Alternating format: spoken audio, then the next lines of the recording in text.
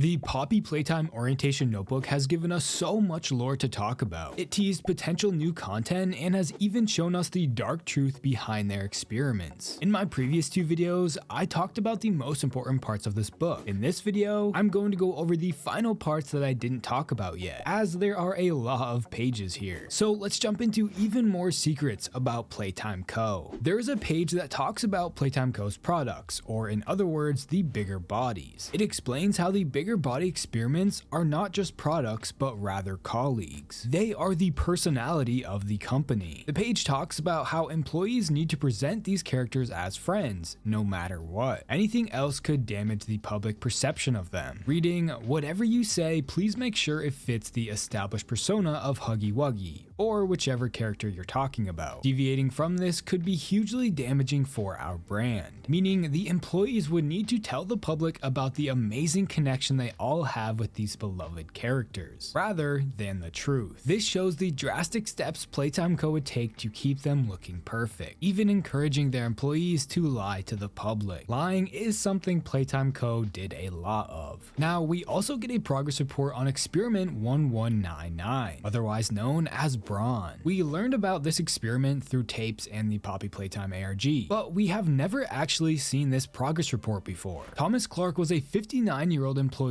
at Playtime Co. He volunteered as an experiment subject following his unfortunate diagnosis of lung cancer. It notes that all of the paperwork had been logged, confirming he made this decision himself and was of sound mind. It's interesting that they included this. It's not like any of the other experiments ever had a choice. The Braun model was thought to be an appropriate container, and the transfer seemed successful. However, Braun, or Thomas, looked to be more disoriented than expected. His mental performance was also disappointingly poor. He did not understand what had happened to him. More interestingly, the other experiments were hostile towards him. They knew he was different from them and attacked him. His thyroid and larynx were torn out. He would have been killed had the team not intervened and performed life-saving surgery that, keep in mind, took 12 hours. He was then kept separate from the others. My only reasoning behind why the other toys would have attacked him is that maybe they knew he was once an employee, whereas they were all orphans. The book talks about how Playtime Co. would give tours to visitors, which is something we saw from the Poppy VHS tape. They would give these tours to make it clear that they had nothing to hide. However, the staff would only show the guests what they wanted them to see. If visitors see something unauthorized, they have measures to deal with that situation. The tours would also only take place on certain days, never at any other times. The note here mentions how a tour was planned on Friday, June 19th, 1992, but it ended up getting cancelled. No visitors were allowed in that day. They said it was due to an emergency staff meeting, but this was actually the day after the Huggy Wuggy disappearing incident, which was on June 18th, 1992. Playtime Co. had to cancel this tour because they needed to clean up that mess. Now, there is also a section talking about the navigation room, which leads to some of the factory's most exciting areas like the game station, innovation, play care, research, and the production rooms. A perfect place to go if you're ever lost and need to find your way back. The notes here talk about how the area had one of those unfortunate incidents where a staff member without clearance saw something they shouldn't. An employee named Marcus Brickley encountered a creature he described as 50 feet long with 1,000 legs. A second note continues with saying this isn't a totally accurate description of PJ Pugapillar, but we think that's probably what he saw. Leith ordered him to forget about it, but if he told anyone about it, it wouldn't seem to have any consequences. I mean, who'd believe that? Marcus was the character Jacksepticeye played as in chapter 2, so this is referencing that VHS tape. It is likely that Marcus was somehow killed by Leith Pierre due to him finding out about PJ Pugapillar being a living toy. Him knowing this could jeopardize the secrecy of the Bigger Bodies initiative, as not every employee had clearance to know about the experiments. The book also talks about the game station, how it gives the orphans enough fun to forget about the outside world. There are a few notes attached, one mentioning how it's creepy that the photos for it were taken at night. Also talking about how members of the tours department asked several times if they could include the game station in the factory tour, figuring it would be a fun way to end the day, although they wouldn't ask for this if they knew what it's really about or who runs the games. As we know, the game station was run by Mommy Longlegs. It would test the orphans' brain strength to see if they were strong enough to be turned into a bigger body. However, these games were anything but fun, often being a tedious and terrifying experience for most of the kids, even causing some of them to have have nightmares about it. Next, we are brought to a page about the counselor's office. They act as parental figures for the orphans. Counseling sessions are for the traumatized and sensitive kids. The notes here explain how this employee is not sure which of the counselors knew about the experiments. However, it's most likely that the senior ones do. Only specific counselors take the children to and from the game station and report back about their performance and schoolwork. Maybe the others don't know what it's all really about. So it seems like the higher up counselors would work with certain orphans after they were traumatized by the game station. The second note says surely the other counselors must have figured something strange was going on when some orphans suddenly found new homes and moved out. In other words, rather they were taken to be experimented on. People want to think they are doing good in the world. On the surface, playcare looks to be a good thing. So this means that some counselors probably didn't know what was really going on at the game stations. When the kids wouldn't come back, they were told that the kids found new homes outside of the factory. This is just another example of the lies Playtime Co. would produce in order to keep everything a secret. Following this, there is a page that includes a photo of the feeding pit, something we saw in Project Playtime. The first note explains it's a section of abandoned sewer systems with all of these unused pipes in the walls. This is where the Wuggies live,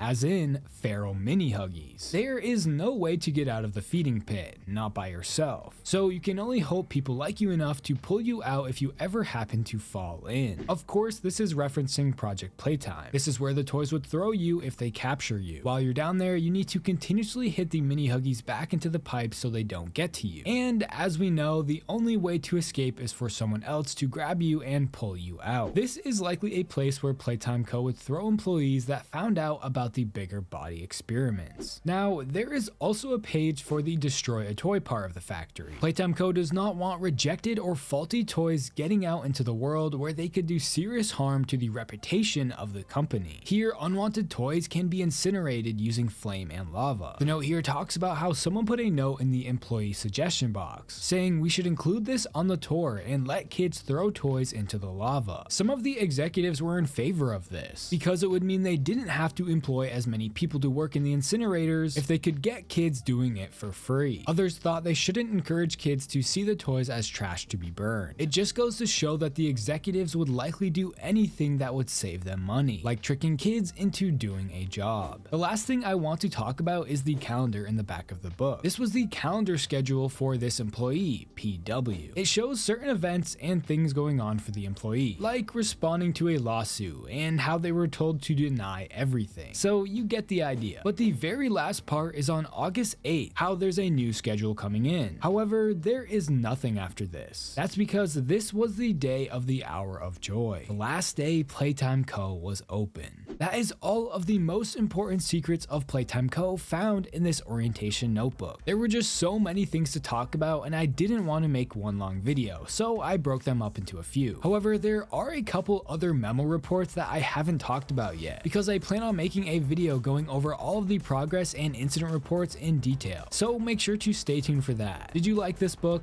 Let me know your thoughts in the comments below, and if you like horror game content like this, please consider subscribing. Also, if you want to support the channel more, you can become a member. Don't forget to follow my Twitter at TerrifyT. Thanks for watching.